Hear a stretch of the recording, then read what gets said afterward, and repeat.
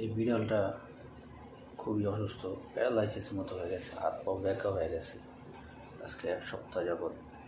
প্রথম যে মনু আনছিল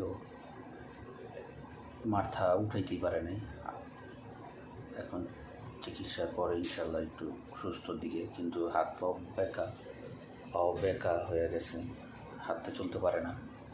এটা কী রোগ ধরাই পড়তেছে না। তারপর ইনশাল্লাহ চিকিৎসা চলতেছে, স্যালাইন দেওয়া হচ্ছে প্রত্যেক দিন। দেখি আল্লাহ সুস্থ করে কিনা, আল্লাহ যেন সুস্থ করে দেয়।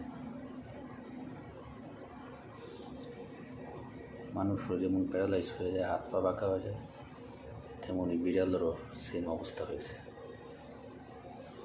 আল্লাহ যেন সুস্থ করে দেয়।